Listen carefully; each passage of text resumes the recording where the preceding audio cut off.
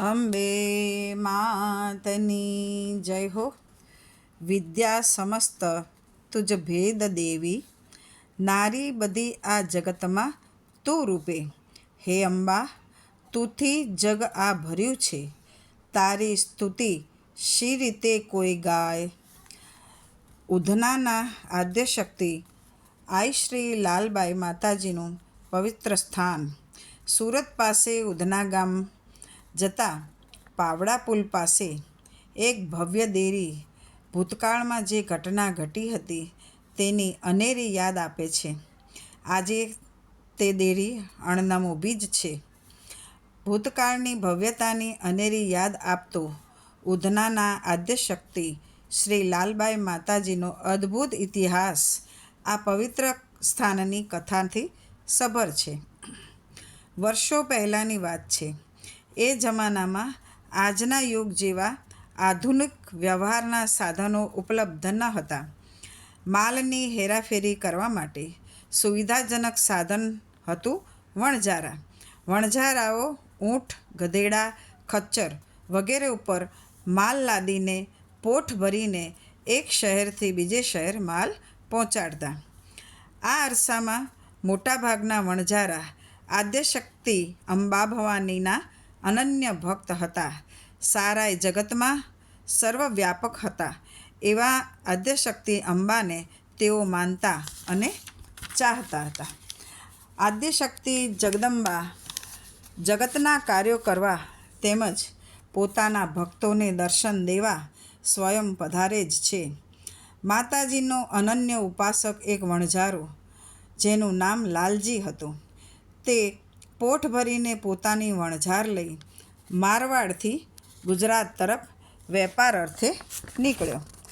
લાલા વણઝારાને થયું કે લાવને રસ્તામાં આરાસુરી શ્રી અંબાજી માતાનું મંદિર આવે છે, તો અંબાજી જઈને માના દર્શન કરી અને પછી આગળ વધશું. આથી લાલો વણઝારો પોતાની પોઠ લઈને અંબાજી ગયો અને મંદિરની પાસે પડાવ નાખી સવાર અને સાંજની આરતીનો લાભ લીધો. સંધ્યાકાળે આરતીના દર્શન કરી અજવાળી રાત હતી, તેથી લાલા વણઝારાએ પોઠ લઈને આગળ જવા પ્રયાણ કર્યું. પોતાનો મુકામ ઉઠાવી દાતાને માર્ગે આગળ ધપવા વિચાર કર્યો. જતી વખતે નિયમ પ્રમાણે મા અંબા ભવાનીના દર્શન કરવા ગયો. દર્શન દરમિયાન મંદિરમાં આંખોને આંજી દે તેવો પ્રકાશપુંજ જોયો. આ પ્રકાશપુંજ મધ્યે મા અંબા ભવાનીએ સિંહ ઉપર સવારી કરેલી હતી તેવા દર્શન થયા. આવા ભવ્ય દર્શનથી તેનું હૃદય વધુ પુલકિત બન્યું અને લાલો વણઝારો અશ્રુભીની આંખે ઝૂકી ઝૂકીને આરાસુરી માતાને પ્રણામ કરવા લાગ્યો. પોતાની પોઠ દાતાના રસ્તે આગળ ધપી રહી હતી. તે દરમિયાન 10 વર્ષની લાલ ચટક ચૂંદડી પહેરેલી એક બાલિકા આ વિકટ પહાડી પ્રદેશમાં એકલી અટુલી ગરબે ઘૂમતી હતી. રૂપરૂપના અંબાર સમી લાવણ્યયુક્ત બાલિકાને પહાડી પ્રદેશોમાં જોઈને તે ખૂબ પ્રભાવિત થયો. અજવાળી રાત્રે ભયાનક પહાડી વિસ્તારમાં એકલી અટુલી આ બાલિકા કોણ હશે? આજુબાજુ કોઈ નિવાસ સ્થાન તો હતું નહીં. આથી લાલો વણઝારો વિમાસણમાં પડી ગયો. લાલો વણઝારો જાણે આદ્યશક્તિ અંબા ભવાનીના અલૌકિક અને અગાધ સૌંદર્યના દર્શનનો લાવો લેતો હોય એમ એને લાગ્યું. આ કોઈ સ્વપ્ન તો નથી ને એમ માની લાલા વણઝારાએ પેલી દેવાંશી રૂપ ધારણ કરેલ સ્વરૂપવાન બાલિકાને સાદ કરીને પોતાની પાસે બોલાવી. ચંચળ હરણી સમી દોડી આવી અને બાલિકાને જોતાં જ એના હૃદયમાં અતળ ઊંડાણમાં વાત્સલ્ય પ્રેમનું અમી ઝરણું વહેવા લાગ્યું.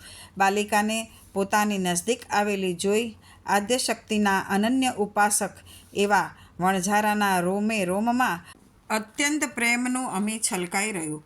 વાત્સલ્ય ભાવે વણઝારાએ પૂછ્યું, બેટા, આવા ભયાનક પહાડી પ્રદેશમાં તું એકલી રમે છે? તને વાઘવરુનો ડર નથી લાગતો? વણઝારા, હું તો વનદેવી છું. આ માફક મુક્તપણે હું પહાડી પ્રદેશમાં વિહરું છું. મને તો કોઈનો ડર લાગતો નથી. બેટા, તું અહીં એકલી જ રહે છે તો મારી સાથે ચાલ ને, મારે એકેય દીકરી નથી. વણઝારાની પત્નીએ પણ ટાપસી પૂર્યું અને કહ્યું, દીકરી, તારા જેવી દીકરી જો અમારી સાથે હોય તો અમારો જન્મ સુધરી જાય. 10 વર્ષની આ કુમારિકા વણઝારા દંપતીના વાત્સલ્યજનક શબ્દો સાંભળીને તેમની સાથે આવવા માટે તત્પર થઈ. આજે આ દંપતીની આનંદની કોઈ સીમા ન હતી. બાલિકા સાથે પોઠે આગળ પ્રયાણ કર્યું. લાલા વણઝારાનો આદ્યશક્તિ અંબા ભવાની પ્રત્યેનો અનુરાગ તો અનેરો હતો, અનોખો હતો, અદ્વિતીય અને અનન્ય હતો. વણઝારાનો કાફલો નિંદ્રાધીન થતો હતો, પરંતુ વણઝારો આદ્યશક્તિની આરાધનામાં રાત્રિનો મોટો ભાગ વ્યતીત કરતો હતો. આથી લાડીલા લાલા વણઝારાને પ્રેમને વશ થઈ જગદંબા અંબા ભવાની બાલિકા સ્વરૂપે એમની સાથે જોડાયા હતા અને પોતાના ભક્તને માટે સ્વયં પધાર્યા હતા. આરાસુરી અંબાજી નાની બાલિકા સ્વરૂપે વણઝારા દંપતીની સાથે દીકરી બનીને રહ્યા હતા. એક મેઘલી રાત્રે લાલો વણઝારો પોતાના તંબુમાં આરાસુરી અંબાજી માની આરાધના કરી રહ્યો હતો. એ વખતે એની દ્રષ્ટિ સમક્ષ એક પ્રકાશપુંજ દેખાયો. ઝળહળતા તેજ પુંજથી ક્ષણવારમાં એની આંખો અંજાઈ ગઈ. આંખો ચોળી લાલાએ જોયું તો તેની પુત્રી લાલી ગઢ નિંદ્રામાં હતી અને એ તો વીજળીનો ઝબકારો થયો હશે એમ માની તે શાંત ચિત્તે જગદંબા અંબા ભવાનીનું સ્મરણ કરવા લાગ્યો. અચાનક વીજળીનો બીજો ઝબકારો થયો. લાલાએ પોતાની દીકરી સૂતી હતી તે સ્થળે જ સાક્ષાત અંબા ભવાનીના દર્શન કર્યા. લાલા વણઝારાની પોઠ ઉત્તર ગુજરાતથી દક્ષિણ ગુજરાત તરફ આવી રહી હતી. જૂનો માલ બધો વેચાઈ ગયો હતો. સારો એવો નફો થયો હતો, તેથી નવો માલ ખરીદ્યો હતો. લાલા વણઝારાની સુરત પાસે ઉધના ગામે આવી પહોંચ્યા હતા. પોઠે ઉધનામાં પાદરમાં તંબુ તાણીને પડાવ નાખ્યો. જાણે નાનું એવું ગામ વસી ગયું હતું. નવરાત્રિના 9 દિવસ અહીં ઉધના મુકામે ઉજવવાનો એવો દ્રઢ નિશ્ચય કર્યો હતો. લાલો વણઝારા આસુરી અંબાજીની અન્નજળનો ત્યાગ કરી એક આસને બેસી એકાગ્રતાથી આરાધના કરતો હતો. 9 દિવસ નકોડા ઉપવાસ કરતો. આ અનન્ય ભક્તિથી, નિષ્કામ ભક્તિથી આદ્યશક્તિ પ્રસન્ન થયા હતા. એક રાત્રે લાલો વણઝારો પોતાના તંબુમાં બેસી માતાજીની ધ્યાનમાં લીન હતો. એવામાં અચાનક ધડાકા સાથે અવાજ થયો. તંબુની બહાર નજર કરી તો તેજનો જળજળાહટ હતો. પોતાની લાલી દીકરી તંબુમાં ન હતી. લાલીની મા પણ જાગી ગઈ. આ વણઝારા દંપતીએ જે દ્રશ્ય નિહાળ્યું એનાથી તેમનું જીવન કૃત્ય બની ગયું. હોળીનો ઉત્સવ હોય એવી રીતે હુતાશણ પ્રજ્વળી રહ્યો હતો. અગ્નિની ગગનચુંબી જ્વાળાઓ મધ્યે લાલ ચટક ચૂંદડી પરિધાન કરી લાલી બેટી મુક્ત હાસ્ય વેરી રહી હતી. આ દંપતી આવું દ્રશ્ય નિહાળી બાવરા બની ગયા.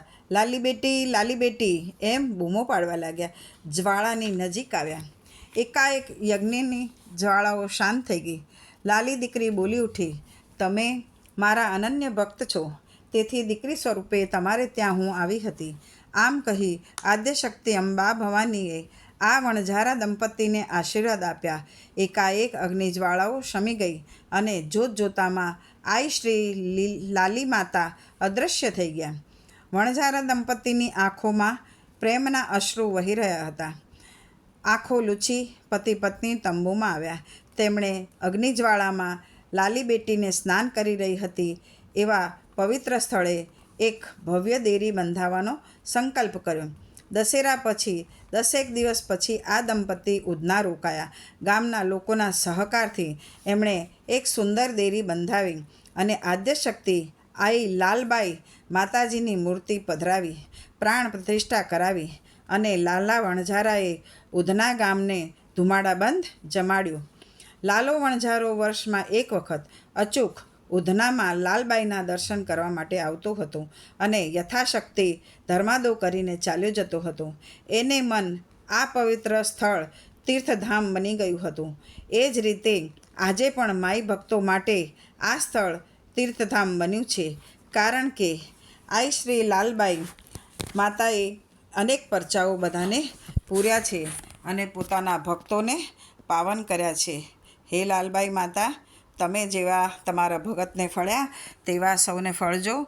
બોલો લાલબાઈ માની જય હો, અંબે માતની જય હો, કુળદેવી માતની જય હો.